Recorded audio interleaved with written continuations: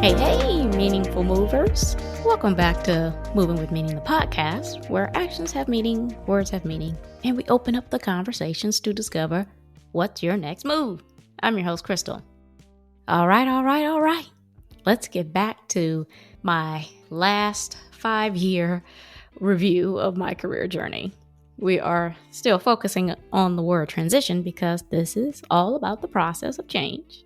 I'm just breaking it down across multiple episodes. I always think back to the interview question, what is your 5-year plan? Or where do you want to be in 5 years? This is the most invalid question I have found myself answering. Like, it holds so little value. I haven't answered that in an interview in years. Listen, so much can happen in a single year that your whole trajectory or North Star can shift drastically. So much so that the industry, company, or role you are currently in no longer fits.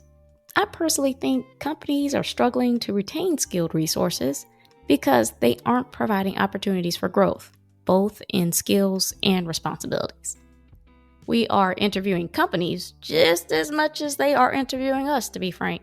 In fact, companies are starting to hire coaching services for their employees that range from personal career development to project team building. I've been a part of that from 2 different companies. Just saying, check me out. Okay, so I left off where I had just concluded my career from a top global IT consulting firm after I had built a brand for myself and experienced some unfortunate events that left me disillusioned with the company's commitment to their employees and values. We no longer aligned. Whatever my values were did not fit what I was experiencing there with them. This is the latter part of the 3rd quarter in 2019, which I was extremely enthusiastic about this particular account I got. Well, for one reason, this was me getting my first job under my own consulting firm. And 2, I finally embraced my value and believed it. So in today's episode, I'll explore how the belief in the value of my skills and services is a powerful vehicle, but also to remain humble. So here I am walking into this new company as an experienced consultant. Now understand this, that when you are hired as a consultant, the expectations for you to perform are just as high as your rate. There's nothing to prove. You just need to execute. Ideally, you aren't really caught up in the politics because that doesn't concern you. It doesn't matter who is getting promoted or who is saying what about who or whatever company drama is going on. But for some reason, the project lead on this one, who was also a consultant, was nose high into it and decided to include us, me and the other consultants, into that drama. I bet you want to know all about that. Okay, you talked me into it, but I'm going to make it meaningful. Okay, so every new job or account starts the same, where you are introduced to the people you are going to be working with and the stakeholders. Stakeholders, these are the people that you want to impress because, well, they hold the bag. They have the power to shut down a project or keep it going. So I started to notice something a little bit different though here. The project lead started scheduling meetings for me to present to the different levels in the company, like C-suite, CFO, CEO, CIO, etc., VPs, and the list goes on. Okay. Normally, I would expect this, but the project lead had a way about him that reminded me of the last part of my tenure at that consulting firm. About a month, I had it kind of figured out. He didn't understand the area of expertise enough to present the concept to these folks, and he needed me to provide a competency level. Now, that was fine until it started interfering with my work, the stuff I was hired to do. He would ask me to put presentations together so that he could present it as his own. That was fine until he would come back to me with feedback and I would look at him like, why did you say that? That's not what that means. Then he started having me walk him through the decks, and I finally said, this is the last time because I cannot help you sell more work and do the work that is already sold. Like, the team was bare bones as it was, okay? I guess this upset him because after a while, he would pull me in the room and then throw passive-aggressive jabs at me. Like, for example, I would report an issue and he would say, no, the company can't run without that data. You just don't know what you were talking about. I'll go find out and tell you. Well, I mean, when you know something and somebody doesn't know, it kind of doesn't bother. Like, I'm not going to sit here and try to convince you. I'm just not. You want to sit in oblivion? Go right ahead. That's fine with me. Go ahead and find out. You know what I mean? And see what you come back with. But, I just shrugged my shoulders and said, okay. Because I'm like, I sure do hope you can find it. Because it would make my job a lot easier. And also, I knew he was feeling invalidated. And this was more or less him just lashing out at the first person. Like, I had people who worked for the company calling me and coming up to me, telling me how they were singing my praises at these big company meetings, and they would make little jabs at the project lead. It was like I didn't need anything from him, the project lead, and he knew it. How did his hunt to prove me wrong go? Well, it didn't. He verified me instead. So there you go. Now, things would just get worse and worse. Not just with me, but with the other 3 people on the team. We all ended up talking to each other because we realized that he was saying things to us as if we were complaining to him about each other. This is why I say open communication is important within a team. Can you imagine the kind of havoc that rumor mill that he was spreading around could have caused? We ended up forming a deeper bond because of that. What he was doing was threatening to my career and livelihood by doing that, right? So I tried to tell him, like I said, look, my job is to make you look good. All the extra stuff about who said what, I don't need to hear none of that. Like, I just do not care. For 4 months of that and some additional drama, I basically activated my resume again. As you would have it, the calls started coming in. There was this one job that I was interested in, but they wanted me to relocate. So I said, nope, if I can't work remote, then I have to take a pass on this one. Now, the recruiter understood and said if something changes, he would call me back. Of course, you say, okay, that's fine, but you don't really hold too much. Like, I'm not sitting here holding my breath like, ooh, I hope he called me back or anything like that. It was just like, okay, perfect. Thank you. Appreciate it. The next one, I did get an offer from another opportunity, and I shared it with one of my teammates. He just looked at it and then turned his head back at his computer and kept on working, like just kept on typing like I didn't just show him something. I was like, hello, don't you think this is a good salary?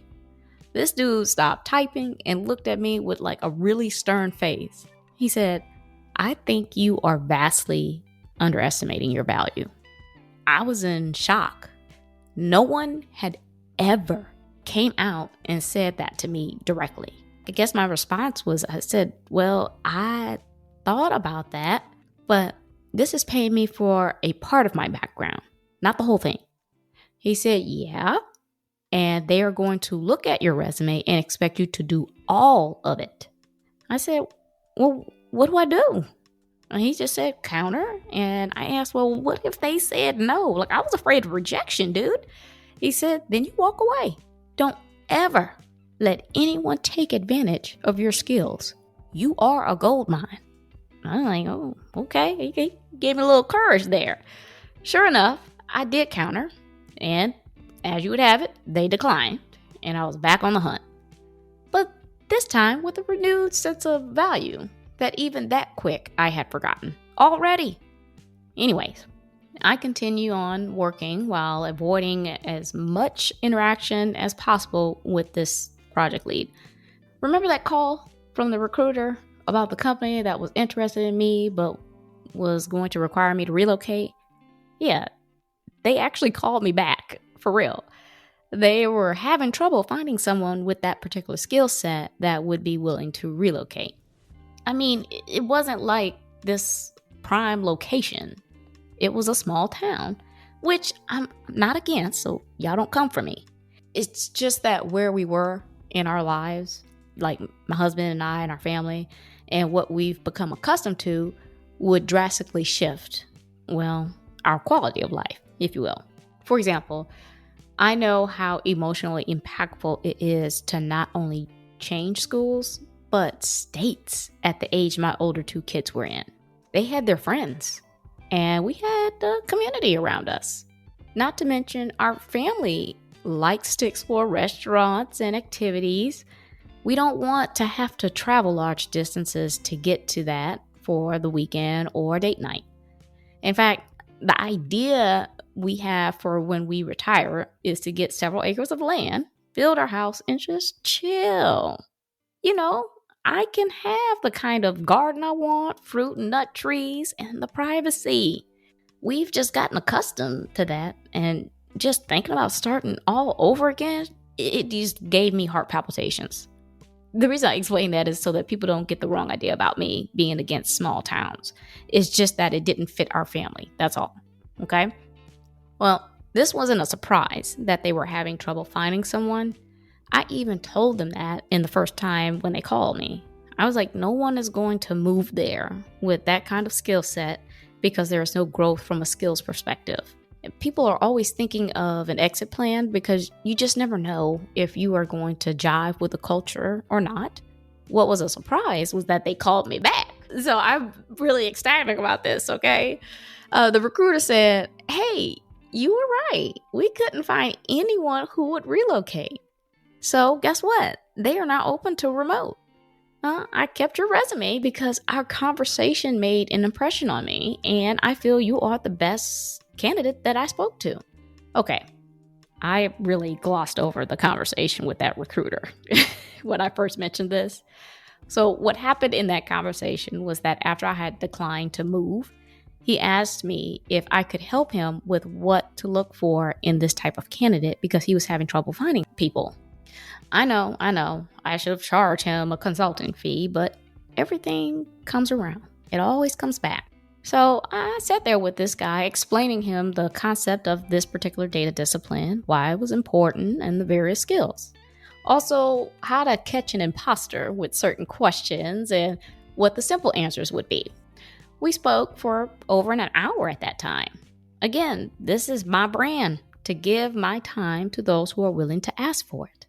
I do this by creating the comprehension where I understand the situation through active listening and objectivity. Build that connection by relating to the scenario, whether exactly or likening it to something analogous personally in a restatement. And finally, building the credibility through my experiences.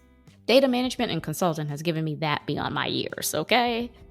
Now, after about 2 months of interviewing with this particular company that this recruiter was working for, I was given an offer and I accepted because they gave me what I asked for. We are in early 2020 now. I was all too happy to submit my resignation. I wasn't all that happy for the team and the company because I was just 3 months away from completing the project, and they had made plans for me to move to their nuclear line of business and do the same thing there. But I didn't have the same access to the client's leadership that the project lead did, and I wasn't comfortable being in a position of dependency. Well, that resignation shocked and shook that project lead. He was like, "Why?" I said, "I explained this to you. You cannot expect to threaten me with losing this contract and to feel safe with it. I have a family. I have had several conversations with you about this, and you continue to speak down to me." He started backtracking on all the bullshit he was complaining to me about, that none of the stakeholders were complaining about me, that I could work remote most of the week, blah, blah, blah. I just said, look, the environment does not work for me. He then went into face-saving mode, basically asking me if I would not say anything negative about him to the consulting firm or the client. I just said, I'm moving on, and I want to do so by keeping my reputation intact. To speak negatively about you would harm that. Side note, He would reach out to me about like 3 years later after he created his own consulting firm to partner with my consulting firm for client management because he struggles with that. Yeah, no surprise. Now, here's the thing. I didn't decline, but I didn't accept. This was not to keep my options open because I could tell he hadn't changed, but I'm not looking to create bad blood. I also want to bring attention to something. This was my first experience consulting under my own company, and it freaked me out that even under my own name, the same ethical issues were still there. I took this as I just wasn't ready, and the company that I was going to be a full-time employee, something I was doing out of fear.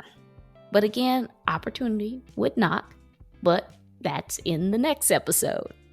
So we had some golden nuggets, and I think we should add some ketchup just to recap. 1, it's normal for you to get comfortable in the knowledge of your value and then quickly dismiss it at the first sign of desperation. If your value doesn't waver, neither should your belief in it. Number 2, community is key, and in that community is communication. Sometimes we avoid conflict resolution because of our emotions running high, but if you are a team, that is part of the bond. There's no guarantee that folks will take to the team effort because some of us are too ambitious while others see the value in working together. Bottom line, know who you are working with. And 3, others know your value. Don't let them downplay your worth. When you know it, it shows in your actions and your speech.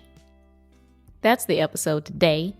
I hope you are reflecting on some of your moments in life when you took jobs that you knew were underpaying you. By all means, evaluate the why. Are you taking it for the experience? Meaning you have no intention of being there long, just to upskill and add to the resume. Are you in dire need of funds? And this is only temporary until the market opens up again. Make sure you keep that in mind and not lose sight of your greater purpose and value. Are you afraid to say no because you don't know if there is better out there? Or the rejection of the counter, perhaps? Hey, if the answer is no, then it wasn't yours to start with. They hadn't realized your value. Let them go. Nevertheless, each of these scenarios continue to mold and move you towards your North Star. They teach us how to communicate our value across different audiences, learn from our motivators in certain circumstances, and how to embody the spirit of fortitude. We are born with that. It's the hard times that gives us this resilience, of which I am grateful. Make sure you guys subscribe to the show, Moving With Me in the podcast, and tap that alert bell so you know when these episodes drop. I am on Apple Podcasts, Amazon Music, Spotify, and YouTube Music. Please share, like, repost, and follow. Tag someone. We are creating a community. Quick housekeeping before you go. Follow me on Instagram at movingwithmeaning82. Also, connect with me on LinkedIn. I have my YouTube channel up with tons of creative work, and watch for me on TikTok at Krystal B. Clark. Links are in the episode. Alrighty, I'm Krystal on Moving With Me in the podcast, reminding you to take it one step at a time. All moves have meaning. Check y'all later.